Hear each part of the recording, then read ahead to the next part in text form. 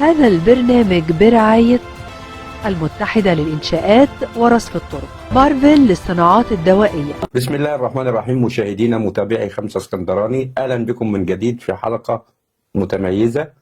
يسعدنا النهاردة طبعا ضمن باكورة الشخصيات المتميزة اللي بنستضيفها. ضيفنا اليوم اتجهنا لشريحة الشباب، كان من ضمن المرشحين لانتخابات نادي سموحة على مقعد تحت السن. كان في تعليق ظريف لأحد أصدقائي، كان قايل لي إن مجموعة الشباب اللي نازلين تحت السن في نادي سموحة مقعد الشباب مجموعة شباب ألماظ. ضيفنا اليوم في حلقة اليوم شاب استطاع إن هو يكسب عقول الأعضاء ويكسب قلوب الأعضاء. ضيفنا وضيفكم اليوم الشاب الجميل أمير أبو الفتوح. أهلا وسهلا أمير. اهلا بحضرتك يا استاذ صلاح، ازي حضرتك؟ مشرفنا ومنورنا. ربنا يخليك ربنا يخليك. في البداية أمير، تتفق ولا تختلف إن إعلان خدك للانتخابات دي متأخر؟ والله هو انا ما بحسبهاش ان جيت متاخر او حاجه، يعني قبل الانتخابات بفترة مش طويلة قوي، على عكس بعض الشباب اللي كانوا منافسين في الانتخابات كانوا أعلنوا من مدة إن هم نازلين، جهزوا نفسهم، عرفوا اقول الناس لحضرتك على حاجه، انا بدون اعلان انا لاعب سابق في النادي، انا حياتي كلها عشتها كانت جوه النادي. تمام. الموضوع ده عندي من اول يوم انا بطلت فيه خلاص كرة طايرة، وانا كده كده واخد القرار ان انا هنزل انتخابات نادي سموحة، واكون ان شاء الله يعني اكون في مجلس ادارة نادي سموحة. بس يعني سواء بقى فوق السن او تحت السن، التوقيت انا ما كنتش مقرر، بس انا كنت مقرر ان انا ان شاء الله يجي يوم واكمل ان انا اخدم النادي زي ما انا كنت بخدمه يعني طول عمري. ممكن التوقيت جه متاخر شويه في الاعلان، ايوه، بس هي النهايه كانت موجوده، وهو مش بموضوع الاعلان بدري او الاعلان متاخر، لان في الاول وفي الاخر هو اصلا ما كانش معروف في انتخابات ولا ما فيش انتخابات. تمام. طب أمير، المؤشرات الأولية اللي كلنا رصدناها في اسكندرية كانت مرشحاك إن أنت فايز بلا محالة بأي مقعد من المقعدين إن لم يكن المقعد الأول.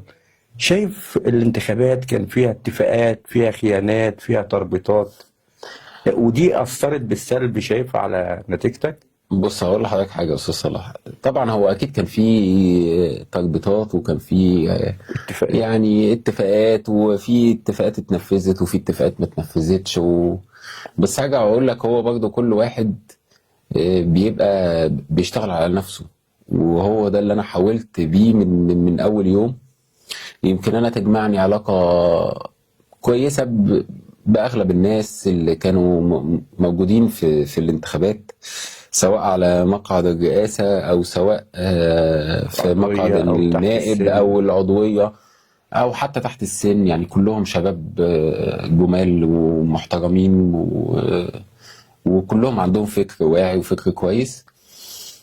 فأنا كنت من أول يوم بحاول دايما إن أنا بشتغل باسمي بنفسي لنفسي، لأن أنا الحمد لله يعني كان ليا تاريخ في النادي، وحتى أسرتي عيلتي والدي أو خالي أو كده كان ليهم برضو تاريخ في النادي، فأنا كنت بحاول أشتغل على هذا الأساس.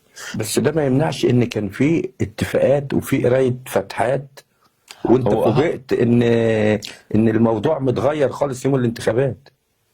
بص هقول لحضرتك على حاجة، هو من أول يعني إحنا لو هنتكلم على يوم الانتخابات ككل، فهو كان في حاجات كتير ما كانتش مظبوطة. يعني مثلا انا عمري في حياتي انا الحمد لله حضرت كل الانتخابات، يعني ممكن نفوت بتاعت 98. فممكن اي انتخابات دارت في نادي سموحة من سنة 2002 انا كنت متواجد فيها، يعني شفتها في مدار حياتي، يعني من وانا صغير لحد شفتها كعضو مش كمرشح. شفتها يعني كعضو. بس في حاجات انا ما لمستهاش قبل كده الا لما دخلت. يعني انا اول مره اشوف انتخابات بيتوزع هدايا جوه الخيمه، دي ما حصلتش. دايما الهدايا كانت بره الخيمه. تمام. يعني والناس داخله، يعني انا وانا عضو كده كنت ببقى وانا داخل. الخيمه بتاعت التصويت ولا الخيمه ككل؟ لا، داخل خيمه التصويت دي انا ما شفتهاش في حياتي، دي ممنوع طبعا. دي انا مش، وده كل الكلام ده على فكره هو نازل في الفيديوهات طبعا. طب دي انا يعني ما شفتهاش. اعتقد في قاضي مشرف وفي موظفين جهة إدارية والله هو كان بيحذر المرشحين. المستشار، كان بيحذر في المايك، بس ما كانش حد محدش بيلتزم، بيستجيب، وهو يعني ما سيطرش على الموضوع. ما وقفش العمليه الانتخابيه او حاجه. كم الناس الرهيب اللي دخل من بره النادي اليوم ده غير طبيعي. انا ما أعضاء ولا غير شفتش. أعضاء؟ انا كنت اولا، انا اليوم ده متواجد من 8 الصبح. انا اليوم ده شفت بالطوابير الناس جايه على البولو، يعني عارف انت ايه اللي هو جايين ماشيين طابور. تمام، يعني دي منظمين متوجهين. دي ناس داخله، هي اصلا اول مره تخش النادي ومش عارفين هم رايحين فين، فهم ماشيين بالطابور. ممكن يكونوا شباب بتوع المرشحين بتوع الحملة الدعائية. لا يعني ايه اعضاء؟ لا مش أعضاء، ما هو ما بس ينفعش.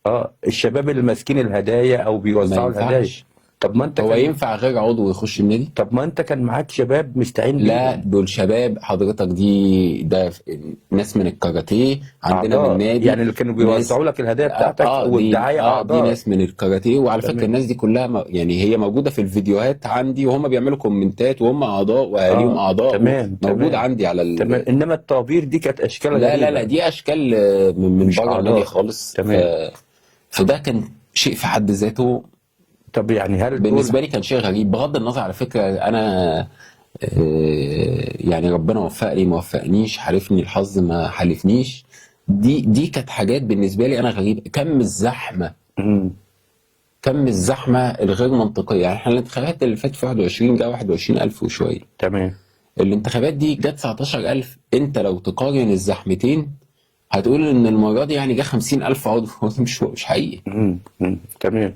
طب شايف يا أمير اللي اتفقوا معاك اتفاقات إن أنت معاهم في قوائم وأخلوا باتفاقياتهم، هل الإخلال ده شايفه أثر على نتيجتك؟ قصدك طبعا يعني على انا اصلا يعني الواحد اتفق اتفاقات كتير، فكل اتفاق كان ماشي في سكه. يعني لو مش عايزين نذكر أسماء، لو مرشح على رئاسة النادي اتفق معاك وقرا فاتحة معاك إن أنت معاه، وفوجئت إن هو بيوزع قوائم اسمك مش موجود فيها، فهل هو ده حصل؟ حصل. شايف إن ده أثر عليك؟ يمكن أثر عليا نفسيا. اه يعني إن يعني كان في علاقة أسرية وعلاقة قوية من سنين. مم. فأنا اللي ضايقني اللي هو يعني اللي هو إزاي كده يعني. لكن كانتخابات ما ضايقنيش، لأن هرجع وأقول لك برضه تاني، يعني أنا من النادي وجذوري أصلا من النادي. أنا عندي انتماء لنادي سموحة، فانا مش مستني ان انا حد هيشيلني. لا، انا الحمد لله عندي رصيدي. ومن اول يوم انا هعرف نفسي للناس وهعرف نفسي للاعضاء. الناس حبتني، الناس تقبلتني، هكون موجود. الناس ما حبتنيش، ما امنتش بفكري، ما امنتش بحاجه، انا برضه مش هكون موجود. فانا بتكلم كمجلس اداره، انما النادي هو خلاص ده شيء مرتبط بيا بتكويني. فانا كده كده دايما هكون موجود في النادي عادي، مفيش اي مشكله، وبالفعل انا موجود ومفيش اي مشكله عندي. لكن في حاجات بقى اللي هي اللي هو يعني لما بيبقى في عشم فبيبقى في زعل. طبعا. طب كان موقفك ايه مع الناس اللي اخلوا باتفاقاتهم معاك وتاكدت من الانتخابات بكده؟ والله هو في ناس زي ما قلت لك كده، في عشم ففي زعل. في ناس مفيش عشم فهو خلاص مفيش زعل.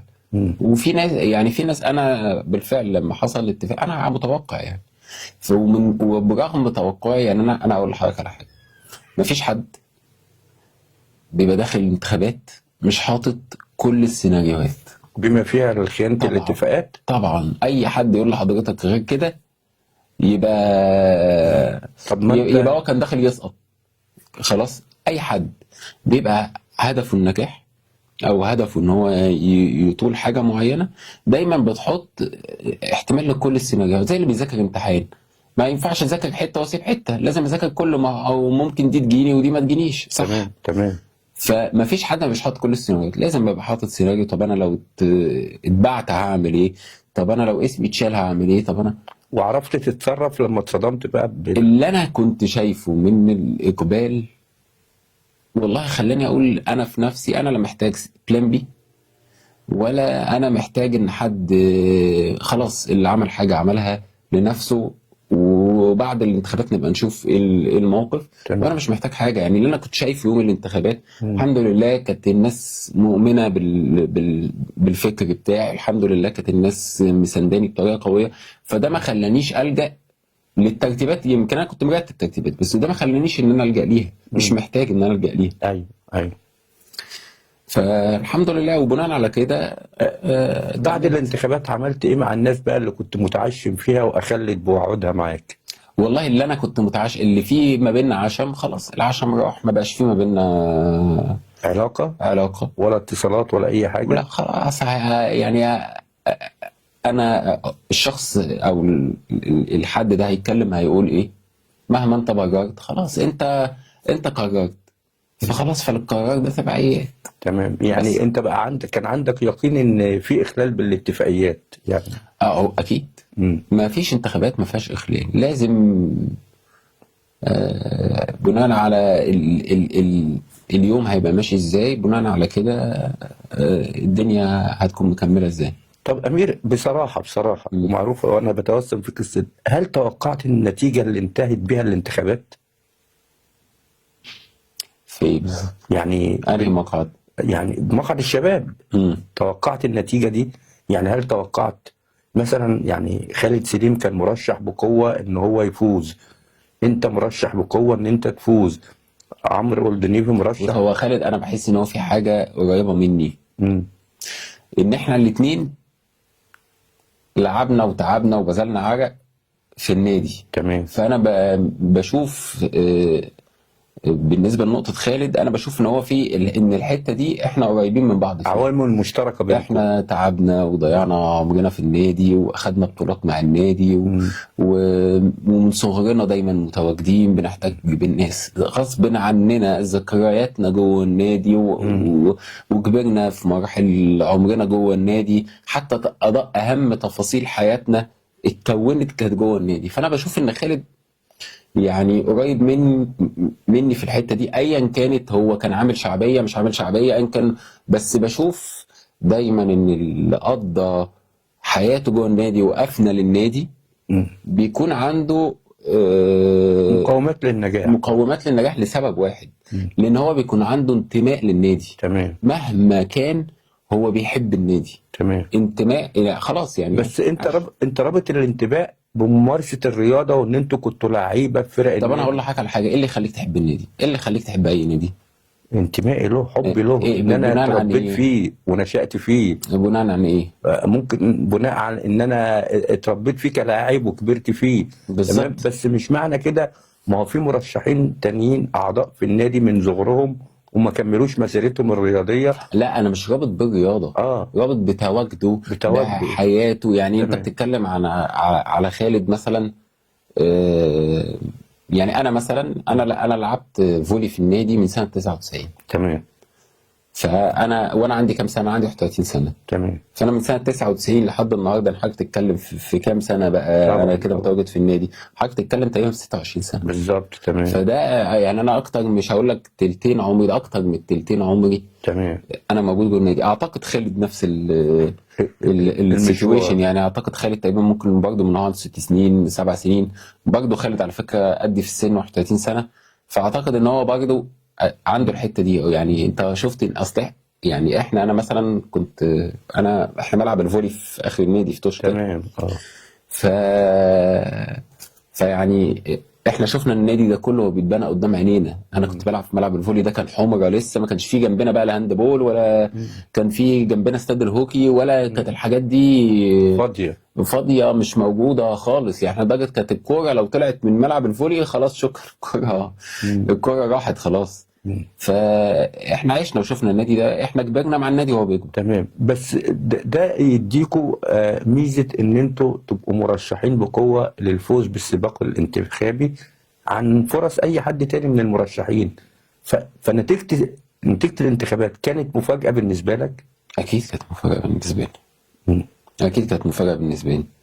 لان ما انا برضو كان بيوصل يعني اكيد الواحد برضو كان بيوصله اخبار وقت اللي الانتخابات هي اوقات رصد الاسهم، مين ماشي مين اسهمه مرتفعه. طبعا ورصد اللجان وكده، مم. فاكيد لا طبعا كان طب في. بصراحه امير، نتيجه الانتخابات هل احبطتك او قتلت من جواك الطموح؟ لا ما احبطتنيش، لان انا عارف اختيار الناس ايه. وحاجه اقول لك برضو، خلاص بقى في حاجه هي جزء من تكوينك مش هينفع مم. تغيرها. يعني مثلا خلاص، يعني زي اللي بيقول لك مثلا انا من مش عارف من بلد ايه ولا بتاع، فهو هيفضل طول حياته يقول لك انا من البلد دي، انا طول حياتي انا ساكن قدام النادي، طول حياتي مرتبطه بالنادي، فخلاص يعني هل ده شيء هيبعدني؟ لا مش هيبعدني. تمام. طب امير، خلال حملتك الانتخابيه يعني كتبت بوست جميل كده ان انت بغض النظر عن نجاحك او غياب التوفيق عنك هتهني زملاتك المرشحين الفايزين بالانتخابات، وعدت واوفيت. تاني يوم النتيجة او في نفس يوم النتيجة كتبت بوست جميل بتهنئة ثاني زمايلك يوم الفايزين. وقبل البوست ما ينزل انا كنت متصل بيهم، يمكن خالد سليم انا كلمته تمام. بالليل في نفس في اليوم. نفس اليوم بالليل. يمكن هو ما ردش عليا، بس رجع اتصل بيا مم. وكلمت عمرو والدنيفي.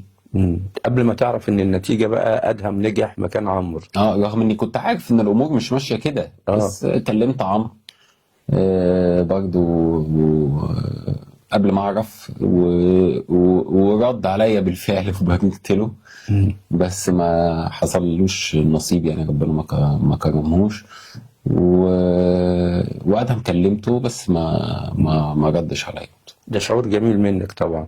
طب سمعنا انباء عن لجوءك لحق التقاضي ورفع دعوى قضائية بالمطالبة ببطلان الانتخابات وإعادتها، وفي بعض الزملاء المرشحين تحت السن تضامنوا معاك في الدعوة القضائية دي. عايزين نعرف مين اللي انضم معاك.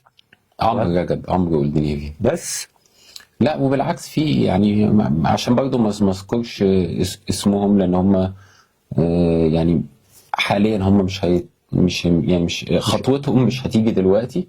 بس لا في بس شجعوكوا يعني. لا يعني في 2 كمان طب بصراحتك المعهودة يا أمير، لو كان التوفيق حليفك بالنجاح، هل كنت هتتقبل إن أي مرشح تاني تحت السن لم يوفق إن هو يلجأ للقضاء ويرفع دعوى قضائية ويطالب بإعادة الانتخابات؟ بص هقول لك على حاجة يا أستاذ، أنا بطبعي وأغلب الناس عارفاني، أنا أنا لا عمري استنيت حاجة من شخص ولا عمري استنيت حاجة من مكان، وأنا بطبعي كده يعني إيه ليا. فلا بالعكس، لو حد ليه حق أو لو حد شايف إنه ليه حاجة أو هو يعني ده حق شرع وقانون، بالعكس لا حقه يجاب، وبالعكس اساعده كمان، ما اساعدوش ليه؟ لو هو ليه حق ما نجيبه. اصل احنا في الاول وفي الاخر انا النهارده عضو مجلس اداره، بكره مش عضو مجلس اداره، اخسر الناس ليه؟ تمام. عشان ايه؟ او انا مش داخل استفيد حاجه، انا داخل افيد ما استفيدش.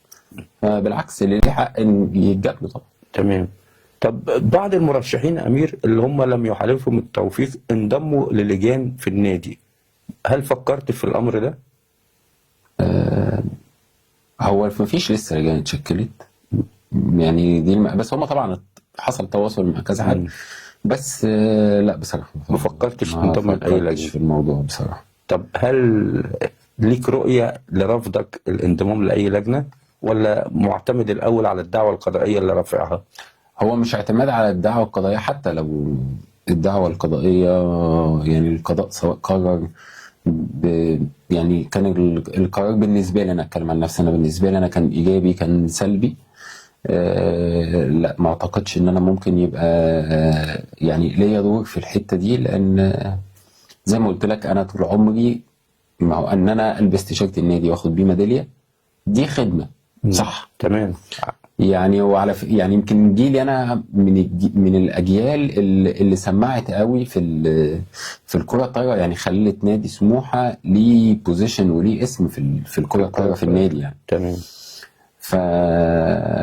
فبالعكس لا انا شايف ان انا طول عمري بخدم النادي، فمش شايف ان انا يعني ممكن في حته اللجان دي اقدر ان انا اخدم بيها او احقق الجزء اللي انا كنت شايف ان هو محتاج ان هو يتحقق. انا مش انا خلاص انا خدت من النادي زمان، الحمد لله، خدت بطولات وخدت حاجات كتير، فانا مش مستني النادي هيضيف لي شيء او النادي، بالعكس انا كنت داخل وكل امل وكل عشم ان انا اللي اخدم النادي. تمام. ارد ولو جزء بسيط في النقطه دي، لكن انا بالعكس، لكن كمساعده بالعكس انا اي حد هيطلب مني اي حاجه كمساعده انا مش عايز تكليف، بس تمام. كمساعده انا اول واحد اساعد، لكن بدون تكليف. انا مش حابب حته التكليف. تمام. طب هل عرض عليك المجلس الجديد بقيادة الدكتور محمد بلال أي عروض ما بعد النجاح مجلسه؟ هو دكتور بلال اتواصل معايا، وانا اعرف يعني دكتور بلال من زمان يعني. هو كان في الباسكت واحنا كنا في الفولي، فبالعكس هو عرض عليا وانا قلت له نفس الكلام. قلت له يا دكتور انا معاك قلبا وقالبا، بس يعني حاجه شوفوا انتم محتاجينها انا ما عنديش اي مشكله اساعد فيها، لكن انا مش حابب حته التكليف، لان برضه ما احنا لازم دلوقتي انا عامل قضيه صح؟ او انا عامل طعن، فما هو انا لازم برضه اراعي الحساسيات. ممكن حد عنده، ما مش كل الناس بتفكر زي ما امير بيفكر. ممكن حد عنده حساسيه من النقطه دي، هو شايف انت ليه يعني. فانا ما احطش نفسي ولا احط حد في موقف مش. طب مش موضوع لجوءك للقضاء اكيد سمع في النادي ان انت رافع دعوه قضائيه زي الاستاذه داليا ميدان. ومش داليا بس، هو 8 بالظبط اللي رافعين. 8 دعوات مستقلين. ها. تمام. اكيد الخبر وصل لاعضاء مجلس الاداره، وفي منهم من بيرتبط معاك بصله مع زماله صداقه. هل استشعرت ان في حد زعل؟ انا هقول لحضرتك على حاجه. انا في يعني من ساعه ما خدت القرار انا في ناس ما تواصلتش معاهم خالص، فما اقدرش اقول ان كله، بس يعني دكتور بلال بالعكس يعني بعد لما اعتقد وصلوا الموضوع لا اتكلمنا، هو راجل جميل بصراحه ما عندوش الدكتور بلال يعني شخصيه جميله ورجل خلوق جميل طبعا بصراحه. فهو ما بالعكس يعني هو طب الاعضاء ادالي كل الحب والاحترام. دكتور محمود قطب برضه ماجد قطب مش شايف منه حاجه برضه غير نفس الكلام. استاذ محمد نمر برضه شخص جميل جدا برضه، واستاذه اسماء برضه، اسماء الخولي. انما ما حدش مثلا هم دول اللي حصل يعني ما بيننا تواصل، حتى لو تواصل او لو يعني اتقابلنا حصل مكالمه او حاجه، هم دول بس. انما ما حدش مثلا بعشم عاتبك ان انت طب ليه ترفع قضيه ومفيش داعي وكده؟ انا بيوصلني كلام ان في ناس مش متقبله ده من اعضاء المجلس. بس انا هقول لحضرتك على حاجه، انا دايما ده طبعي في حياتي برضه، انا ما صدقش غير عيني، لكن اسمع كلام كتير، فانا بيوصلني كلام بس ما يعني لا هحط نفسي في مجال ان انا ازعل من حد ولا هحط نفسي في اي مجال. احنا برضه في الاول وفي الاخر كله عايز يخدم، فانا انا بطبعي انا مش شخص ضامي، انا مش هعمل مشكله مع حد. تمام. انا لو ليا حق هيجي، ماليش حق تمام. ده اللي ربنا عايزه. تمام. طب بصراحه ايه هي اهم الدروس المستفاده اللي انت استفدتها من السباق الانتخابي الماضي؟ اهم يعني من ضمن الدروس المستفاده ان هو عموما اقول لحضرتك على حاجه، الطريقه دي في الانتخابات في وجهه نظري انا كامير الشخصيه يعني بغض النظر يعني، حتى دي على فكره كانت وجهه نظر عندي من قبل ما يتفتح باب الترشح، لما كانت الناس كلها بتقول احنا هننزل، انا نازل انا نازل انا نازل انا نازل، لازم يكون ما ينفعش الطريقه العشوائيه انا دلوقتي هنزل انتخابات وانا لوحدي، طب ما انا مش لا مش على وفاق الناس دي، يعني مش على وفاق مع فكر الناس دي او على اتفاق مع الناس دي. فبالتالي انا هخش لو الناس دي هي هم صح وانا صح، بس انا مش الفكر مش قريب، فانا هخش معاهم هعطلهم. طب ما انا عايز المصلحه العامه ولا المصلحه الشخصيه؟ المصلحة العامة. فانا دايما شايف واتمنى ده يحصل في الانتخابات الجايه او ايا كانت هي هيبقى وقتها امتى. يعني اتمنى ان يبقى في قوائم موحده من الرؤساء اللي هينزلوا وهم ده. يعني انت وهو ده. بتفضل نظام طبعا القوائم. حضرتك النادي الاهلي ده مش انجح نادي في مصر، قائمه موحده. نادي الجزيره مش من اكثر الانديه عراقه وفخامه نفس قائمه موحده. مفيش حاجه اسمها السلام عليكم انا جاي هنزل لا. طب يعني ما يعني خلاص دلوقتي المجلس 12. طب ما في ناس بتبص للقائمة الموحدة ان هي حكر على ارادتهم او على اختيارهم. يعني انت لو نازل انتخابات رئاسة ومعاك قائمة موحدة، تمام، وانا كعضو ابني نازل بس مش في اقول القائمة لك على دي. حاجه، في ناس سياستها في الانتخابات عندنا في النادي ان هي لازم هتتفق مع كل الناس. ما هو ده مش صح. طبعا طبعا ما فيش بني ادم عارف يشتغل مع حد طبعا. عشان نكون بس مبدأ اللي يتفق مع كل الناس دي حاجة مش في ناس سياستها كده ونجحت. ونجحت. هي ناس سياستها كده. بس كل واحد، ما هو هقول لك حاجه في يعني الغايه تبرر الوسيله. ده مبدأ ميكافيلي ده، تمام. الغايه تبرر الوسيله. هو حد هو خلاص شايف ان هي دي اسوأ طريقه. هي في وجهه نظره، هي في الاول وفي الاخر لو تبص هي بتحقق له النجاح اللي هو عايزه. تمام. طب لكن هي ممكن بتضر غيره. تمام. بس في الاول وفي الاخر ما حدش بيحب حد اكتر من نفسه. طب انت مع المبدأ ده؟ لا انا مش مع المبدأ ده. ايه السبب؟ مع ان هيوصلك لهدفك وينجحك. لا طب ماشي، ما انا هوصل اخش خناق ولا هوصل اخش معترض ولا هوصل لايه بالظبط؟ هي هقول لك على حاجه. انا عضو مجلس اداره تحت السن. معناها ايه عضو مجلس اداره تحت السن؟ ان انا كادر بيتجهز للمستقبل علشان يدير النادي ده بعد كده، ان كان عضو فوق السن او ان كان نائب او ان كان رئيس. ما ده حلم مشروع. تمام. انا النهارده امير عندي 31 سنه، انا ما اعرفش كمان 10 سنين هبقى فين ولا كمان 20 سنه هبقى فين، وده شيء وارد. صح كلامي ولا انا غلطان؟ فانا بالعكس، انا يعني ما ينفعش ان انا اللي اعمل ده. يعني ما ينفعش ان انا اتفق هنا واتفق هنا واتفق هنا واتفق على اساس ان انت تحت السن يعني؟ مش على اساس انها تحت السن، على اساس ان اصلا في المجلس القرار مش عندي انا. لا احنا بنتكلم على الاتفاقات في الانتخابات اللي بيوعد الناس كلها. لا هو ده غلط. ده هو الصح ان هي بتبقى قايمه. انا ببقى مقتنع بفكر الرئيس ده ان هو هيضيف هنا، وانا ببقى مقتنع بالنائب ده ان هو هيضيف هنا. ما هو انا بناء على قناعات. ما هو في الاول وفي الاخر عندك الرئيس وعندك امين صندوق وعندك نائب وعندك يعني انت. احنا على ما بتوصل لتحت السن في 10 رفويين. تمام. طب الدكتور بلال نزل من غير قايمه ونجح، وكان شغال لوحده وشغال لنفسه وبيدعو لنفسه. بص هقول لك على حاجه. لا هو دكتور بلال لا طبعا. هقول لك على حاجه بس يعني ما فيش حد ما كانش يعني اكيد دكتور بلال كان شايف اغلب الناس واكيد هو كان عايز ان هو يعني في ناس هو كان بيفضل ان هو يبقى ان هي تبقى موجوده معاه. بس ما اعتقدش ان الدكتور بلال وعد حد ان هو معاه. يعني ما قالش الامير، ما قالش لسين، ما قالش لصاد انت معايا بس ما تجيبش سيره لحد وخلينا شغالين كده. الدكتور بلال كان لا ما هو دكتور بلال كان عامل قائمه الانتخابات. لا يوم الانتخابات الجمعه انت شفتها؟ كان حاطط فيها مين تحت السن؟ يعني انا مش حابب اتطرق للنقطه دي، بس لا هو كان في ناس هو اكيد كان بيفضل هو طب اعتقد يعني مش معقول المجلس اللي نجح معاه كانوا في نفس القائمه. لا ما خلي بالك برضه هقول لك على حاجه. ما هو دكتور بلال برضه اولا هو راجل عميد تمام كليه علوم الرياضه تمام سابق.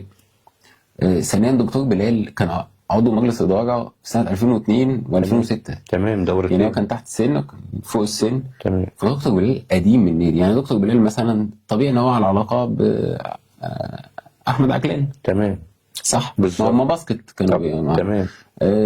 دكتور بلال بالنسبه لي انا يعني اعرفه يعني راجل قديم في النادي. ايوه. ولما انا كنت بلعب كان هو عضو مجلس اداره. تمام.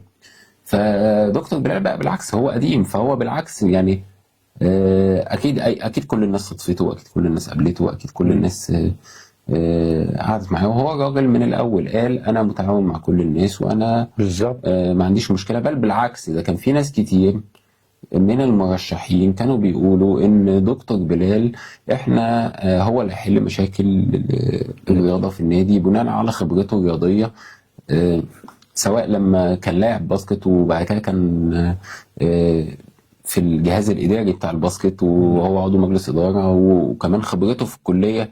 فده كان نقطه قويه يعني. طب ايه اللي خلاك تجزم ان القوائم اللي شفتها يوم الانتخابات يوم الجمعه دي تابعه للدكتور بلال، وان هو حاطط؟ انا بقول يعني اعتقد اصلا مفيش حد هيخش الانتخابات بطوله. ما هو ممكن في ناس يعني عذرا يعني وارد مش عايزه المهندس فرج ومش عايزه الاستاذ وليد، فعملوا قوائم مرشحين في ناس كتير فعلا عملت كده يعني. في ناس عملت قائمه باسم دكتور بلال بالظبط. ووزعتها. ما انا قصدي كده مش شرط ان هو يكون عامل القائمه، والا كان اعد ليها من فتره تمام ومشى بيهم في وسط الاعضاء وده عليهم. انما لحد علمي ان هو لاخر وقت كان مستقل، نازل دكتور بلال مرشح للرئاسه منفردا من غير اي قائمه، وكانت علاقته حلوه بكل المرشحين.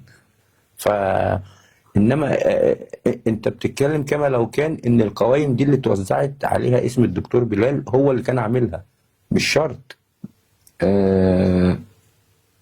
يعني ممكن مش شرط، بس لا يعني في اعتقد في جزء هو عامله. لا في جزء ما اعرفش هو حصل ولا ما حصلش، بس انا كان حصل ما بيني وما بين دكتور طب بصراحه لقيت اسمك في القوائم دي اللي كان عاملها الدكتور بلال؟ اللي شفته في الورق في يوم الانتخابات، في الورق اللي انا خدته، الورق اللي جالك او شفته بيتوزع مع الناس وفي قائمه كان رئيس. في حاجات فيها اسمي يعني في ورق انا خدته كان في اسمي، في اسمك وعليه قائمه الدكتور بلال. انا بص احنا نسيبنا من القوائم. انا شخصيا كأمير حصل ما بيني وما بين الدكتور بلال تواصل قبل الانتخابات وبالعكس قلت له ما عنديش اي مشكله خالص. يعني كان التواصل ده كان فيه اتفاق ان انت معاه؟ هو كان قال لي انا اتمنى ان انت تبقى موجود وانت. طب ما نتكلم بصراحه اكتر. اتفضل. فير. اتفضل. طب ما هو قال لك كده، ووليد عرفات كان قاري معاك فاتحه ان انت معاه. هقول لك على حاجه، دكتور بلال قال لي كده وما حصلش ما بيننا، يعني قال لي هنتواصل هظبط وهقول. والمهندس فرج قال لك انت معاه؟ لا مهندس فرج قال لي اعلن وانا اعلن. ومهندس فرج انا ما كانش فيه تواصل، يعني مهندس فرج هو اللي كان عرض. فاحنا كده خيط الدنيا خالص. لك انت النهارده خسرت سباق انتخابي وشايف ان انت من حقك كنت تنجح، فما فيش حاجه تبكي عليها معايا او ما فيش اعتبارات لحد. انت الانتخابات اللي فاتت دي اتعلمت منها دروس، ان ناس اتفقت معاك وناس قريت معاك فاتحه ولقيت كله اتخلى عنك. دكتور بلال انت بتقول حصل تواصل قبل الانتخابات، شبه ايه ان قال لك ان انت معاه. لقيت يوم الانتخابات. بص هقول لك على حاجه استاذ صلاح. طبيعي ان لما حد بيشوف حد ماشي كويس ان هو بيتواصل معاه. تمام اوكي. حصل دكتور بلال قابلني مره وقال لي ان شاء الله وبتاع انا ما كنتش لسه اتفقت مع حد خالص. تمام. كانت حصلت لا ما كانتش لسه حصلت حتى. ما كانش ما كانتش لسه حتى حصلت ان انا اتكلمت مع الاستاذ وليد عرفات. مع الاستاذ وليد لا ما كانتش لسه حصلت اصلا. على فكره انا يعني الاتفاق تم بيني وما بين الاستاذ وليد يمكن قبل الانتخابات ب3 أو 4 ايام.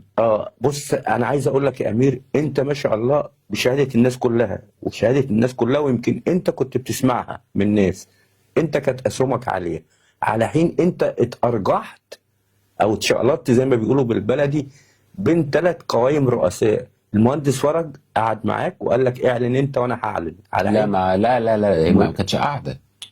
ده كان يوم عيد ميلادي. ايوه. وهو جه والناس قالوا له امير عادي يعني. جه واحنا في حضرتك عارف كنا بنقعد في النادي، كل المرشحين اغلبهم كانوا بيقعدوا في مكان معين. فكان يوم عيد ميلادي وهو جه راجل مشكور، انا لما لقيته موجود ورحت وجهت له الدعوه فهو جه. فالناس قالت له امير و يعني ابن النادي يا باشمهندس وبتاع مش عارف ايه وكده، وقال فما هو رد انا ما عنديش مشكله، لو عايز يبقى معايا يعلن. يعني الموضوع ده بالطريقه دي، بالصدفه كده. لكن ما قعدناش قعده ونتفق وانا اقول وهو يقول، لا لا لا زي مفيش. ما قعدتها مع الاستاذ يعني وليد. طبيعي انا لو قعدت مع اي حد او اي مرشح قعد مع مرشح طبيعي هيقول له ما فيش حد حتى لو هو مش عايزني مش هيقولها لي. لا، ما هو لو مش عايزك مش هيقول لك عايزك. لا يعني لو هو ما هو لا لو مش عايزني مش هيقول لي، مش هيقول لك مش عايزك، مش هيقول لي مش عايزني. وفي نفس الوقت مش طب ما هو هيوعدك. ما قالش انا عايزك، جميل. هو قال لي اعلن وانا باعلن. وانت ما اعلنتش. هو جميل.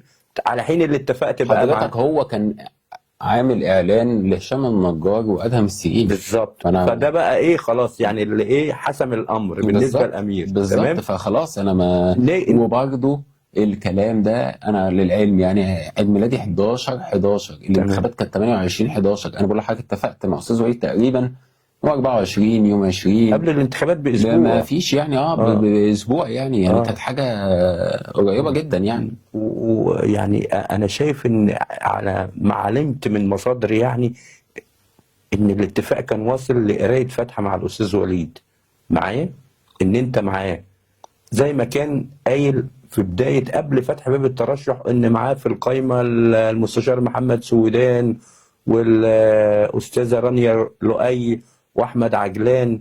معايا الناس دول اساسا اللي كانوا معاه، بمجرد ما فتح باب الترشح اتفتح فوجئوا بالاستاذ وليد بينزل في جولات مع الاعضاء لوحده معايا، لدرجه ان الموضوع ده ضايقهم. بص هقول لك على حاجه، انا بالنسبه لي انا كامير انا ما كانش في التزام بيني وبين استاذ وليد غير على يوم الانتخابات. على يوم الانتخابات ان انت معاه بس، لكن انا ما كنتش مستني منه ان انا الف. طب على فكره انا كنت متفق مع دكتور عمر غنيم وما افتكرش غير ان انا نزلت تقريبا الف معاه مره او حاجه وجت بالصدفه على فكره. يعني كنت انا بلف وهو بيلف، يعني مشينا حته مع بعض. لكن زي ما بقول لحضرتك انا دايما لازم تبقى عامل احتمال لكل السيناريوهات. طب ما هو انت كنت عامل احتمال للسيناريوهات دي ورغم كده حسيت ان اتلعب بيك. لا ما هو اللعب بقى اللي بعد الساعة 7 ده موضوع تاني. فده يختلف عن اللعب اللي بالنهار. لا اللعب اللي بالنهار ده اصل ده يعني الناس برضه مش جايبه. معلش انا هسألك سؤال، ما هو انت لما بتيجي تعمل انتخاب بتعمل ايه؟ بتتواصل مع كل الاعضاء سواء اللي بيجي يوميا النادي او اللي ما بيجيش يوميا النادي، تحاول ان انت توصل لهم في كل حته وكل وقت. تمام. صح. تمام. فده انا اقدر اعمله. الحمد لله الواحد عنده علاقات، والحمد لله الواحد عيلته كبيره، فبقدر ان انا برضه اوصل للناس. فحتى لو اسمي اتشال من قائمه مش هتضرني قوي، لان في خلاص الناس بتبقى عارفه انا داخل هدي كذا. ماشي حد اداني قائمه. اصل انا هقول لك على حاجه، انا مش هينفع ادي استاذ صلاح ورقه فيها 12 واحد هيخش يحطهم ال 12. قول لي واحد هيعمل الحركه دي. مفيش. طبيعي ان اي واحد انا مثلا بحب مثلا استاذ صلاح، فانا هاخد منه الورقه بس يعني هحط 8 منهم 9 منهم، ما هو اكيد في حد مكلمني على ناس تانية. تمام. فالحمد لله الواحد كان قدر ان هو يعمل حمله قويه. قدرت ان انا اوصل للناس سواء على النت سواء بالتليفون سواء ان انا اروح لهم سواء ان انا اشوفهم اتكلم معاهم. الحمد لله انا كنت على درايه باغلب مشاكل النادي بسبب ان انا كنت موجود. انا سمعت قبل كده انت تدخلت قبل الانتخابات بفتره في احتواء مشكله في لعبه من الالعاب، مش عارف كانوا محتاجين باصات يسافروا القاهره ولا ايه. حصل. ما انا كنت بواجه المشكله دي على فكره وانا صغير برضه. يعني مره كنا ايام في 2011 وقت الثوره، وحضرتك عارف الدنيا المواضيع كانت صعبه. فكان عندنا ماتش على ما اتذكر يعني كان تقريبا بتروجيت تقريبا بره اسكندريه، بتروجيت في القاهره. فكان النادي عايز ان احنا اولا احنا المفروض بنسافر قبل الماتش بيوم ونرجع بعد الماتش. فالنادي كان في الوقت ده حضرتك عارف الموارد كانت قليله واغلب الناس، فكانت النادي كان عنده زي ازمه كده شويه. فالنادي كان عايز ان احنا نسافر يوم الماتش الصبح، فدي ما عندناش فيها مشكله. احنا كانت مشكلتنا ان احنا كان في حظر تجوال الساعه 8 بالليل ولا 7 بالليل. النادي كان عايزنا ان احنا نرجع يعني نلحق بس نعدي بوابه القاهره قبل الحظر، وكده كده هيسيبونا على الطريق. طب الخطوره دي بقى كانت فين؟ فهنا بس يمكن احنا تدخلنا ان احنا انت دخلت بصفه شخصيه وقتها، واحنا يعني وقتها وانت لعيب؟ لا يعني حد من اولياء الامور بدون ذكر اسمه يعني اتدخل وحل الموضوع ده حفاظا علينا يعني. تمام. الموقف بقى اللي الموقف ده، ما هو انا دلوقتي ولي امر، فطبيعي ان انا كان لازم ان انا اتدخل احل كان الموقف. في فرقه عايزه تسافر او حاجه؟ لا، دي فرقه بنات عندهم 5 سنين. هينفع حد عنده 5 سنين يسافر 3 ايام بدون ولي امر؟ لا طبعا، ده شيء مش منطقي. فلما جم اولياء الامور يتواصلوا مع النادي قال له انا ماليش دعوه. ملوش دعوه بايه؟ ببيات اولياء الامور يعني؟ لا، ولا حتى بسفرهم، ولا بسفر الفرقه، ولا بسفر اولياء الامور. البنات بس اللي تسافر. 5 سنين؟ 5 سنين. طب ده ازاي؟ ما ينفعش. تمام. فطيب حصل تواصل تاني من اولياء الامور ان هم طيب احنا هندفع الاقامه بس انتوا وفروا لنا الاتوبيسات. تمام. ده مع النشاط الرياضي في النادي. تمام. برضه النادي رفض، قال لا ده عبء. فانا لقيت ان اغلب اولياء الامور كانوا قرروا في وقتها ان هم يمتنعوا او مش هيودوا بنات. طب ما حرام البنات اللي تلعب او الولاد الصغيرين اللي بيلعبوا دول علشان البطوله واحساس البطوله حلو يعني. طبعا. احساس ان انت لما تعمل مجهود تتوج ليه ده حلو جدا طبعا. حسيت ان ده هيترمي على الارض. فساعتها انا تواصلت مع اولياء الامور وقلت لهم خلاص انا هوفر الاتوبيسات بس الولاد يعني يروحوا. توديهم القاهره وتجيبهم وتقعد معاهم. طبعا ده على نفقتك الشخصيه. طب انت كان ليك حد بيلعب في الفرقه دي؟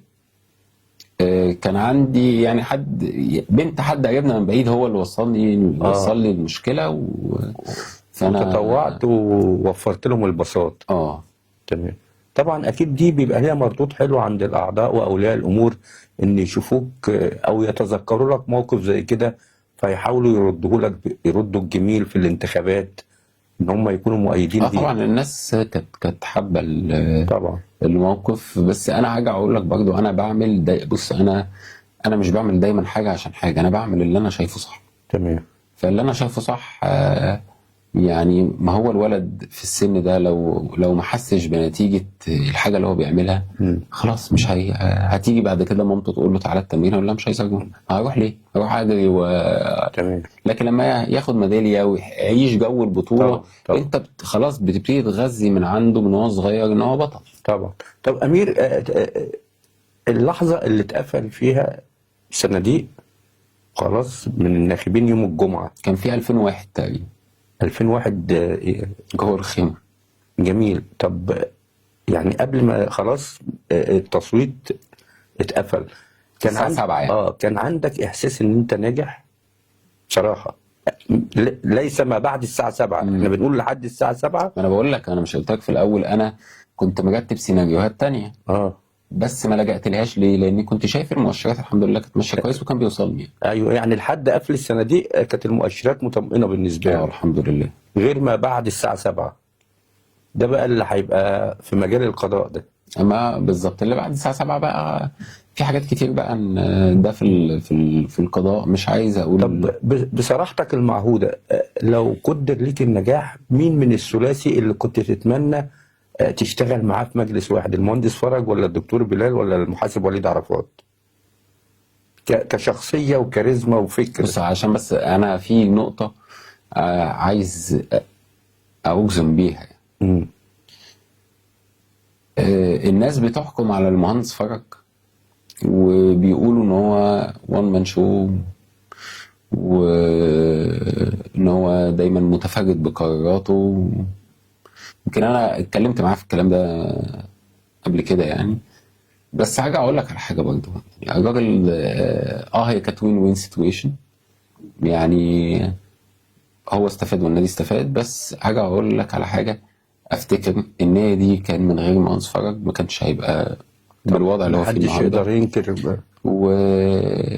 وعلى فكره هو شخص طيب جدا جدا الى ابعد الحدود. طيب ومرح طيب وروحه جدا جميلة ودمه خفيف جدا جدا جدا. ويعني اه ربنا يديله الصحه.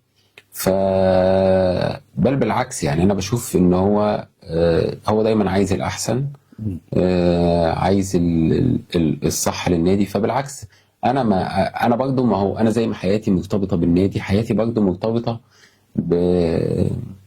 بالمهندس فرج. يعني انا لعبت، انا لحد لما يعني من اول ما ابتديت العب فولي في النادي في 99 لحد لما بطلت في 2017، يعني بتتكلم 18 سنه كان هو رئيس النادي المهندس فرج. تمام. فبالعكس يعني ما كانش عندي مشكله ان انا اكون متواجد معاه، لان اكيد اكيد اكيد هتعلم منه. الراجل اللي عمل الطفره دي في نادي سموحه اكيد كان هيعلمني حاجه، بقصد او من غير قصد. اكيد يعني القعده بس كده اكيد كان هيعلمني حاجه. دكتور بلال انا على المستوى الشخصي انا بحبه جدا على فكره. واقول لك على معلومه يمكن انا اول مره اقولها النهارده، انا اول واحد بارك لدكتور بلال كانت الساعه 7:30 تقريبا، 7:30 يعني بعد قفل كنت واقف انا وهو واستاذ احمد قاسم عضو مجلس اداره نادي سموحه تحت السن 2006 2010. كنت واقف انا وهو واستاذ احمد قاسم وقلت له الف مبروك، لان كنت شايف برضه مؤشرات، يعني كنت قاري المشهد، فقلت له الف مبروك. وانا يمكن اول واحد ساعتها هنا بارك له قبل ما يتقال النتيجه او اي حاجه، بس كانت المؤشرات كانت ناحيه دكتور بلال. وبالعكس انا زي ما قلت لك اعرفه على المستوى الشخصي وانا بحترمه جدا وبعزه جدا. هو بصراحه يعني يجبرك تحبه ويجبرك تحترمه. قابلت الاستاذ وليد عرفات قبل اعلان النتيجه بالليل في النادي؟ لا. في ملعب البولو؟ لا قبل اعلان النتيجه ولا اثناء العمليه الانتخابيه؟ لا قبل اعلان النتيجه. طب اثناء العمليه الانتخابيه قابلته؟ ما حصلش اي نوع من العتاب بصراحه؟ ما يعني مش حابب ان انا تتحفظ برضه في ما بيننا علاقه. العتاب احنا قلنا العتاب على قد العشم والغلاوه زي اكيد حصل طبعا. بس وبعد الانتخابات حاجه اقول لك برضه، يعني استاذ وليد يعني تجمعني بيه علاقه. هو شخصيه جميله جدا ورجل خلوق ومحترم طبعا. لا بالعكس يعني انا بحترمه وبقدره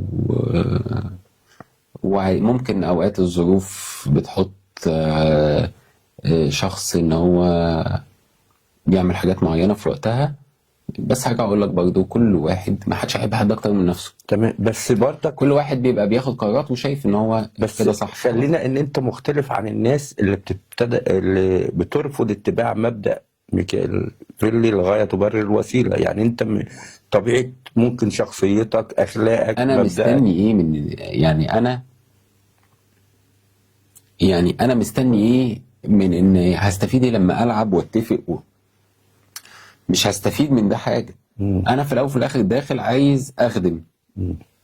يبقى الموضوع فير، لكن انا ما اضغطش. وهرجع اقول لك برضو تاني، انا متفق مع استاذ وليد او اتكلمنا كان قبل الانتخابات ب3 4 ايام. فاكيد انا مش مستني لاخر 3 4 ايام ان هو استاذ وليد اللي هينجحني واستاذ وليد اللي مش هينجحني. يعني اكيد هي مش كده خالص. انا زي ما قلت لحضرتك، انا من اول يوم دخلت قلت انا موجود كأمير وكنت مركز في ده تماما. مين من المرشحين او المرشحات فوق السن يعني حزنت ان هو ما وفقش ونجح ما نجحش، كنت تتمنى نجاحه او نجاحها؟ يعني كنت اتمنى نجاحه وما نجحش. يعني سواء مرشح او مرشحه فوق السن ما نجحوش وانت كنت تتمنى ان هم ينجحوا، مرشح او مرشحه. شوكت شريف كنت شايف ان هو ده عنصر اضافه لمجلس الاداره؟ شوكت نفس بقى، بس شوكت يعني اكبر مني بقى وقبل مني، بس شوكت يعني شوكت من الثمانينات في النادي.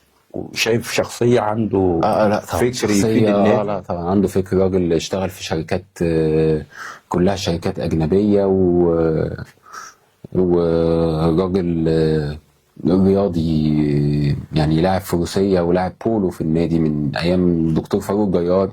تمام. فلا بالعكس، شوكت اضافه بالمجلس طبعا. تتمنى ان الانتماء مهمه جدا. انت دلوقتي النادي ده طول ما فيهوش انتماء، طول ما فيهوش مشجعين، طول ما فيهوش رعايه. ما هو انت لازم تزرع الفكره. حضرتك احنا دلوقتي انت نادي بتنافس في الدرجه الاولى في كره القدم، انت نادي بتنافس برضه على الدوري في الباسكت وفي الهاندبول وفي الطايره وفي الاسكواش وفي الالعاب. يعني حضرتك انت بتطلع نور الشربيني ومروان ومحمد الشرباجي طبعا ابطال. يعني انت نادي منافس. تمام. ما ينفعش ان انا لحد النهارده انا ماليش مشجع. ده ما ينفعش. انا بتكلم مشجع من ولاد النادي او طبعا. مشجع من اللي جوه النادي. ما ينفعش. تمام. ما هو انا كده خليت للنادي الاستثماري ايه؟ طب هل بدون ذكر اسماء في بعض المرشحين نجحوا في انتخابات نادي سموحه ليسوا منتمين كابناء نادي سموحه او غرباء عن نادي سموحه؟ زي مين يعني؟ انت يعني حضرتك عايزني انا اللي اقول؟ لا يعني انت يعني كانت في ناس بتقول، انت بتقول الانتماء. تمام جميل. هل شايف ان في حد نجح غير منتمي لنادي سموحه من ناحيه عدم الاقامه في اسكندريه او مش محسوب على نادي سموحه، مجرد وجوده في نادي سموحه عضويه وبقى مرشح؟ بص هقول لحضرتك على حاجه. دايما اللي بيكون عنده علاقه عاطفيه بشيء هيكون يعني لو الشخص العادي بيدي ايراد ده هيدي 24 ايراد. يعني هيكون بيشتغل بعواطفه وبقلبه وباخلاص وبحب لان انتمائه للمكان ده. تمام. يعني انا اول فلوس اكسبها في حياتي كنت من نادي. اشتغلت في لا النادي؟ انا مش كنت لاعب. لاعب باخد مكافآت. طبعا. مش اتعمل لي عقد. طبعا. خدت مرتب. طبعا. فاول مره حسيت ان انا باخد فلوس كان عندي 15 سنه او 14 سنه. خدت مكافاه مش عارف كانت 600 جنيه ولا 400 جنيه بالنسبه لك حاجه دي كبيرة. كانت بالنسبه لي بقى انا خلاص انا كده بعت في الدنيا ارض يعني. فكان الموضوع جميل حلو يعني. طب فهو ده اللي انا عايز اقصده لحضرتك ان النادي بالنسبه للي عنده انتماء ليه حاجات كتير. معناه كتير. انا اول مره كبرت كانت في النادي، اول مره خدت فلوس كانت في النادي، انا نضجت في النادي. حاجات كتير. تمام. حاجات كتير. طب امير بصراحه هل يراودك مستقبلا ان انت لو ربنا كتب لك التوفيق بالنجاح سواء الانتخابات اعيدت او الانتخابات الجايه وبقيت عضو مجلس اداره تحت السن، يراودك حلم ان انت تبقى رئيس نادي سموحه في يوم ما؟ بص اي حد حياته ارتبطت بمكان نفسه يشوفه في احسن مكان. تمام. انما البوزيشن ما هو انا مش بدور على طموح شخصي قد ما بدور على نجاح المكان. تمام. يعني انا لو المكان ده الشخص اللي فيه ناجح، اللي في البوزيشن ده ناجح، خش عطله ليه؟ تمام. لا احنا بنتكلم على مرحله. ايوه ماشي مرحله كمان مثلا 20 يعني سنه كمان 25 سنه انت كمان ناشئ بتتمنى تلعب في الفريق الاول. ما انا بقول لحضرتك على حاجه كمان 25 سنه كمان 30 سنه مثلا. يعني مثلا انا اولا ما اعرفش مين هيبقى موجود وقتها على الرئاسه. بس لو هو شخص ناجح اعطله ليه؟ تمام. انا تحت امر النادي في اي مكان من اول رئيس النادي لحد ان انا ابقى اقل حاجه في النادي. انا ما عنديش مشكله منه. تمام. ما هو طموح الرئاسه موجود عند اي حد. يعني المهندس فرج لا ينكر حاقد ولا حاسد ما فعله انا طموحي اشوف المكان ده احسن مكان. لكن طموح شخصي في النادي يعني لا. ما هو الشخص اللي هو بيدير النادي ده كويس انا هخش اعطله ليه؟ انا كده بقى بحب نفسي ما بحبش النادي. تمام.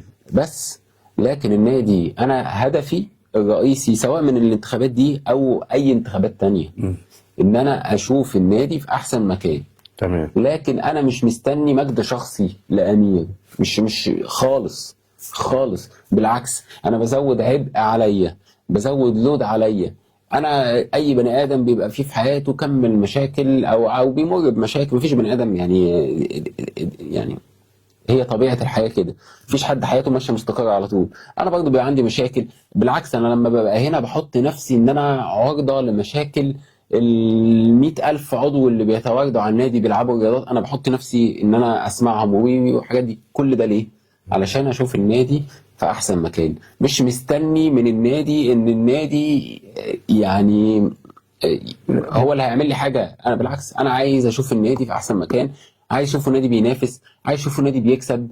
زعلان من الوضع المالي اللي احنا فيه، زعلان من الطريقه اللي بيدار بيها النادي. احنا النهارده في سنه 2025 النادي، او اسف 2026 النادي بيدار بطريقه كأنه احنا لسه في التسعينات.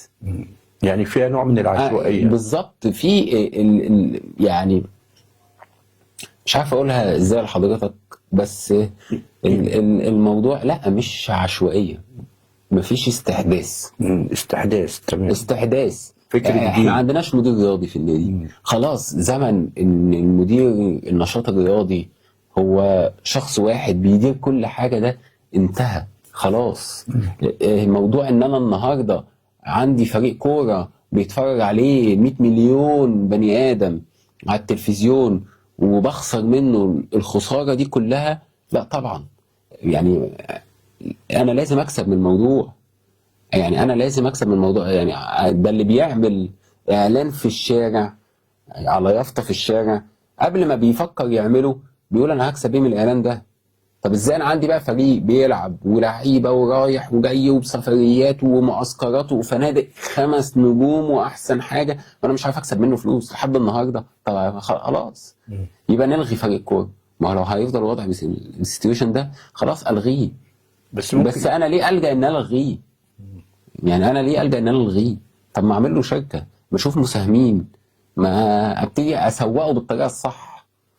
وده الفكر اللي انت كنت داخل بيه الانتخابات. وكمان في حاجه انا دي بنتقدها دايما في نادي سموحه في كل الالعاب الجماعيه. يمكن الفرديه هم ناجحين في دي، ان الفرديه كلهم في كل الاعمار هو بيلعب، يعني هم كلهم ولاد النادي. ليه؟ لان برضه الفرديه موضوع مختلف. الفرديه هو بيلعب باسمه مش باسم النادي. تمام. بس بينتمي للنادي. بس في الاول وفي الاخر هو بيبقى باسمه بالظبط، هو باسمه باسم النادي يعني. يعني مثلا زي مثلا نور الشربيني لما بتاخد بطوله، نور الشربيني اللي خد البطوله مش طبعا صح. يعني هي دلوقتي تقريبا على ما اظن في نادي سبورتنج، مش بس مش هي اللي بتاخد يعني مش نادي سبورتنج اللي بياخد البطوله. لكن في الالعاب الفرديه انا بشوف، في الجماعيه انا بشوف احنا عندنا مشكله كبيره جدا. انت ازاي لحد النهارده مش قادر تعتمد على اولاد النادي؟ طب انا يعني حضرتك لما تروح عند ملاعب الكوره وتبص كده تلاقي حضرتك تلاقي كم اطفال وكم شباب وكم ناشئين وكم غير طبيعي. تيجي تبص الفريق الدرجه الاولى ولا واحد من ولاد النادي.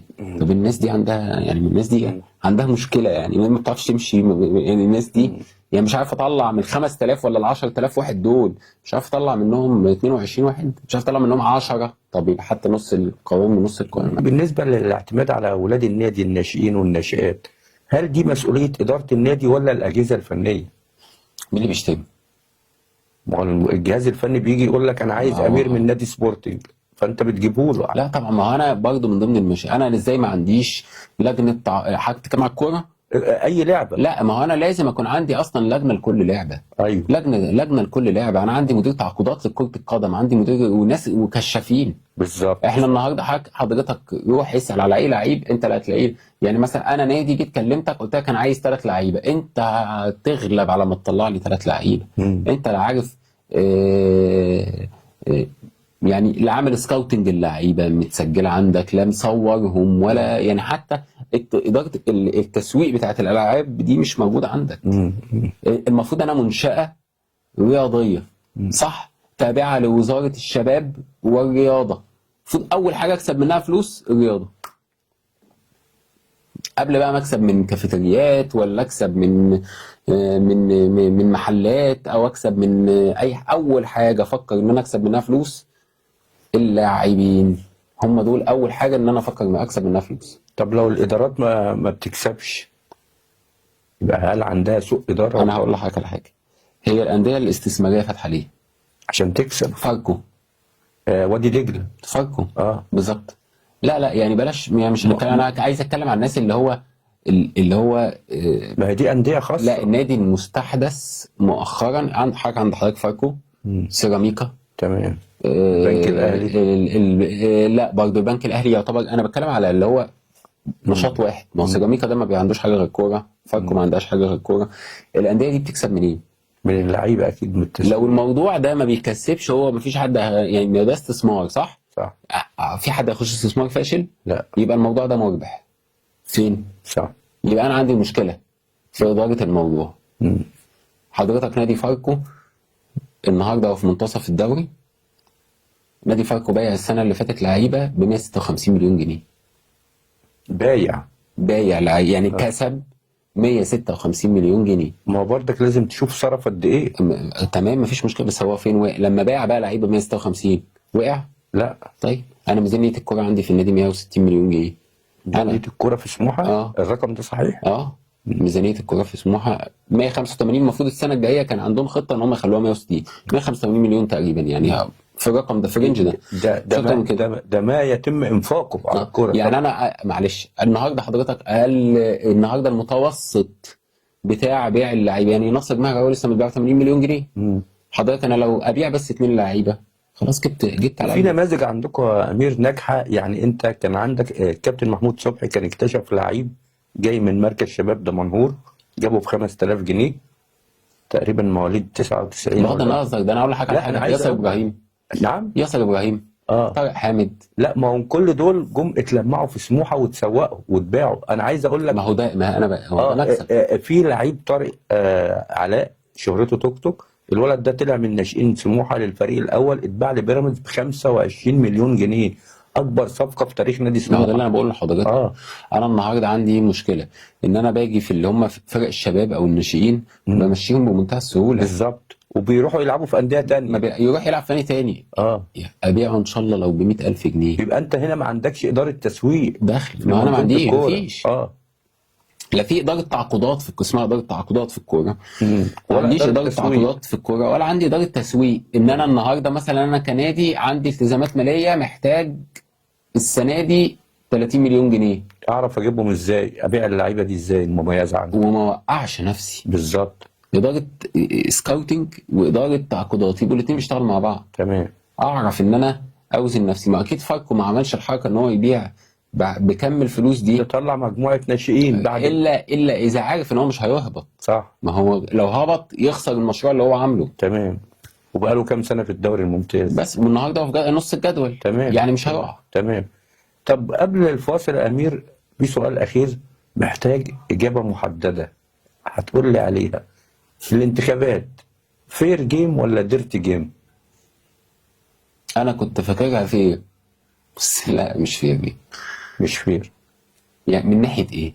من ناحيه كل اللي كنا بنتكلم فيه على مدار الحلقه، اتفاقات وتربيطات وخيانات معايا، ما قبل الساعه 7 وما بعد الساعه 7. تحط لها عنوان معايا. اكيد طبعا في خلال السباق الانتخابي لقيت ناس بتضرب فيك وانت ما عملتلهاش حاجه، ناس بتحاول تقلل من اسهمك معايا، يعني فيها كل الاشكال الغير حضاريه. ان الحاجات دي انت مريت بيها وشفتها.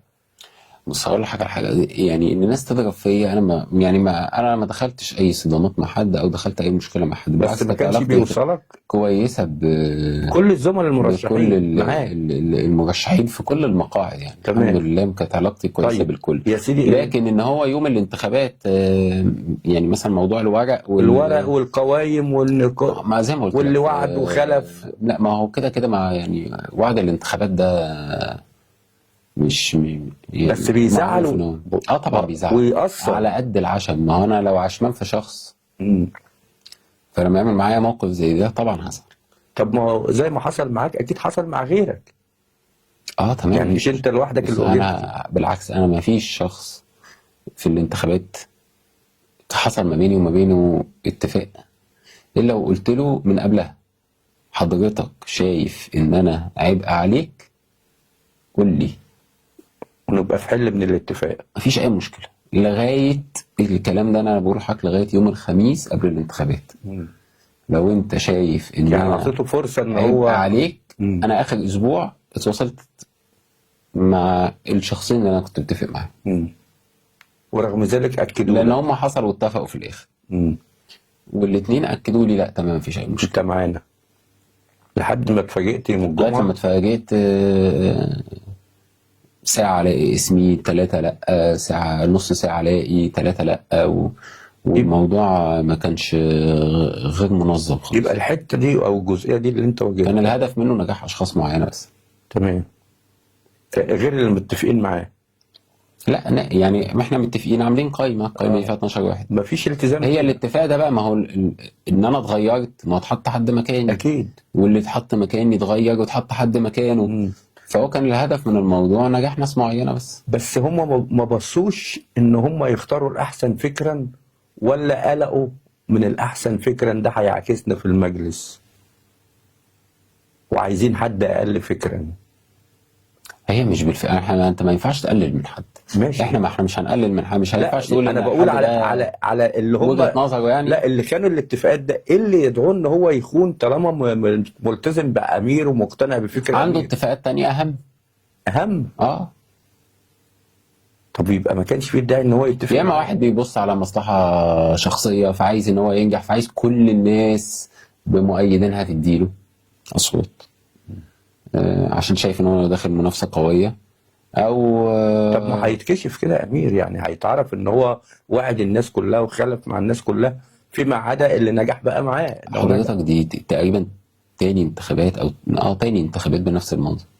انت كنت في الانتخابات اللي فاتت 21 يعني كنت مراقب كنت للمشهد. كنت يعني كان خلاص ابتدت يبقى انا على فكرة كان عندي يعني النية، كنت جهزت الورق في 21 وكنت هقدمه. بس كان هيبقى الموضوع صعب في وجود مهنور على مقعد تحت السن، المنافسة على مقعد واحد. ما لا انا ساعتها ما فكرتش بصراحة في دكتورة مهنور. طبعا انا بكن لها يعني برضه كل الاحترام، ما عنديش زي ما قلت لك ما عنديش مشكلة مع حد، بس لا مش كانش الموضوع كده. انا حسيت ان انا يعني ايه، كنت ساعتها عندي 27 سنة، كنت حاسس ان يعني هتبقى الفرصة قدام الناس يعني هتبص لها، ما انت عندك فرصة تانية يعني. ما حبيتش النقطة دي يعني، كنت لسه صغير شوية يعني سنا. المشاهد بقى اللي انت واجهتها دي يطلق عليها ديرت جيم ولا فير جيم؟ لا هو ما فيش عدل، ما هو في يعني عدل، ما فيش عدل. تمام. بس لان العدل يعني انا بتفق اتفاق، وبناء على الاتفاق خلاص انا مش قد الاتفاق ما اتفقش بيه. تمام. احنا وصلنا كده، تجاوزنا مرحلة المطبات الصعبة زي ما بنقوله. هنخرج فاصل ونرجع تاني لفقرة الرسائل. تمام. مشاهدينا متابعي 5 اسكندراني، فاصل لفقرة الرسائل الخاصة، ونعود بقى لاستكمال الحلقة الحوارية الخاصة والشيقة مع أمين أبو الفتوح، مرشح مقعد الشباب في انتخابات نادي سموحة الماضية.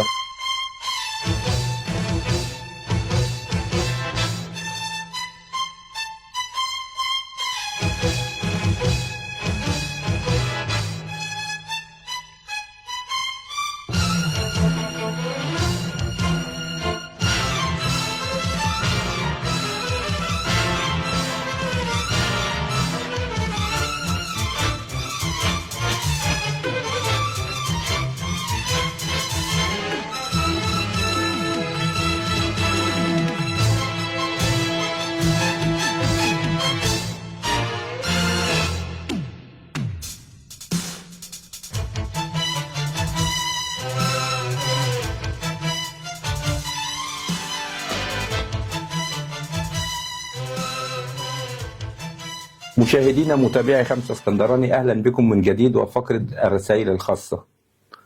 أمير، الرسالة الأولى في برنامجنا دايما لشخصية كبيرة في المجتمع الرياضي السكندري بتحظى باحترام الجميع، الأستاذ محمد مسلحي، رئيس نادي الاتحاد وعضو مجلس النواب ووكيل لجنة الصناعة بمجلس النواب. تحب تقول له إيه؟ خاصة إن كان في لقاء بينك وبينه. لا انا علاقتي باستاذ محمد مصلحي في لقاء، بس استاذ محمد مصلحي انا كنت هروح العب في الاتحاد في 2017 لما جيت خدت القرار ان انا امشي من سموحه او يعني انا حبيت ان انا لا يعني انا بدات في سموحه، اخلص في سموحه، كان عندي فرصه ان انا كنت اروح نادي الاتحاد، وبالعكس الراجل كان مرحب بيا جدا، وهو كابتن جمال صبري كانوا مرحبين بيا جدا، وكانوا عايزين ان انا كنت اكون موجود ومتواجد. وبالعكس لما قابلته برضه وقت الانتخابات كان يعني كان مرحب جدا بالفكرة و- وهو ساندني على قد ما يقدر وطبعا هو اعتقد يعني هو وباشمهندس فرج يعني رؤساء التاريخيين لانديه اسكندريه يعني حاج محمد لا يعني عمل طفره في الرياضه في اسكندريه و... وكنت اتمنى ان الطفره دي تستمر يعني. الرسالة الثانية للمهندس فرج عامر رئيس نادي سموحة السابق. بص اقول لحضرتك على حاجه، اي حاجه نادي سموحه وصل ليها النهارده فهو يعني ده مجهود باشمهندس فرج. هو استفاد من تعليق اسم النادي عشان بس يبقى انا بطبعي زي ما قلت لحضرتك احنا بنتكلم في هو استفاد طبعا من النادي والنادي استفاد منه، انا بتكلم كاسم بس مش اكتر. لكن بالعكس باشمهندس فرج محب شديد لنادي سموحه. ما افتكرش اي حد كان هيبقى مكانه كان هيعمل اللي هو عمله في النادي. هو راجل فعلا عنده دماغ استثمارية قوية جدا، قدر يحول نادي مفيهوش عبارة عن 4 أو 5 مباني مفيش نادي في مصر عنده اللي عندنا في نادي سموحة. مفيش يعني أغلب الأندية بتعمل بالفرع والاثنين والثلاثة عشان تقدر توصل للي احنا فيه. احنا نادي مختلف، احنا نادي مختلف وكل حاجة فيها لمسة بحب بإخلاص في النادي عندنا. بالعكس انت تمشي في النادي تحس ان انت في بيتك حرفيا. فده يرجع للباشمهندس فرج، يعني مفيش حد كان هيجي مكانه كان هيعرف يعمل اللي هو عمله ده عن يقين يعني، وربنا يديله الصحة طبعا. رسالة للمحاسب وليد عرفات رئيس نادي سموحة السابق والمرشح السابق في انتخابات النادي الماضي. ربنا يوفقه ويكرمه في حياته الجاية يعني. عموما خلاص هي اعتقد صفحة النادي اتقفلت فربنا يكرمه. رسالة للدكتور عمر الغنيمي نائب رئيس النادي وعضو مجلس الشيوخ. ربنا يكرمه ويوفقه برضه في الفترة الجاية سواء في النادي أو في مجلس الشيوخ، لأن ده برضه مكان قوي وأتمنى له التوفيق وأتمنى له يعني إن تبقى الدنيا ماشية معاه كويس يعني، ويبقى الأمور فيها استقرار أكتر وهدوء أكتر. رسالة إلى النائب السكندري الشاب دكتور مصطفى أبو زهرة عضو مجلس الشيوخ وعضو اتحاد الكرة المصري. يعني عشان اتحاد الكرة فربنا يوفقه سيادة النائب، يعني ربنا يوفقه دكتور مصطفى. انه عندهم ضغط طبعا علشان كأس العالم. انا على المستوى الشخصي بحبه جدا وبعزه وهو كان داعم ليا وما قصرش معايا وبالعكس انا على فكره يمكن اول حد بلغته بقرار ان انا هنزل انتخابات نادي سموحه كان دكتور مصطفى ابو زهره. هو اول شخص قبل حتى ما تواصل مع اي حد كان هو دكتور مصطفى ابو زهره وقال لي انا معاك وتوكل على الله يعني. رسالة بقى للشقيق لمصطفى أبو زهرة الدكتور أحمد أبو زهرة عضو مجلس إدارة النادي الأولمبي. برضو أنا يعني أحمد أكتر من أخ وأكتر من صديق وبالعكس كان دايما في النادي موجود الفترة الأخيرة بالأخص، كان دايما متواجد وبيحمسني وحتى بعد الانتخابات يعني لا كان برضو يعني بيساندني ولما ابتدينا نشوف ان في ممكن مجال ان احنا نرفع قضية او كده او حاجة خدت رأيه وبالعكس قال لي لو ليك حق ما تدور عليه. بالعكس لا احمد يعني شخص اضافة لاي حد هو يعرفه. رسالة الى محمد رمضان الشهير بميدو رمضان عضو مجلس إدارة نادي الاتحاد السكندري تحت السن وصديقك. ميدو لا ميدو إضافة لأي مكان. ميدو بني آدم محترم إضافة لأي مكان، عايز يشتغل بقلب نظيف، ما بالعكس بيحب كل الناس، ويجبر أي حد إن هو يحبه. فأنا بجد أتمنى له فعلا من كل قلبي التوفيق في نادي الاتحاد. وبالعكس يا ريت في كتير من ميدو، يعني يا ريت في ناس كتير زي ميدو. الرسالة الختامية إلى أعضاء نادي سموحة. أنا يعني دي أسرتي، يعني أنا دايما وسط الناس في النادي ودايما موجود. أنا ممكن بس بطبعي ما بتحركش كتير، بس أنا موجود على طول في النادي. ويعني أنا اتربيت وسط الناس هناك في النادي، و... والناس دي بالنسبة لي زي يعني كلها أهلي، علموني واتعلمت منهم واستفدت منهم. وبالعكس أنا طول عمري النادي ده بيتي، طول عمري خروجتي الوحيدة حتى بعد الرياضة هو النادي. أنا لما يعني النادي بالنسبة لي فعلا فعلا مش عشان حاجة، فهو بس هو يعني بالنسبة لي حاجة كبيرة قوي. فأتمنى فعلا بجد إن النادي يبقى يعني أحسن نادي في مصر، وأشوف النادي من أحسن الأندية حتى في الشرق الأوسط، لأن الناس فعلا أعضاء النادي تستاهل ده، وإحنا نستاهل ده كلنا يعني كأعضاء النادي. وأتمنى الخير لكل الناس طبعا.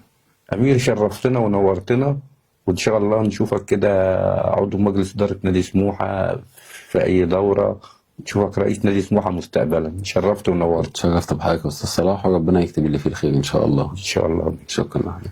مشاهدينا ومتابعينا، ده كان حوارنا الشيق مع الشاب أمير أبو الفتوح، مرشح انتخابات نادي سموحة الماضية على مقعد الشباب تحت السن. سعدنا بالحوار الشيق والساخن، وإن شاء الله نلتقيكم في حلقات أخرى مع ضيوف متميزين.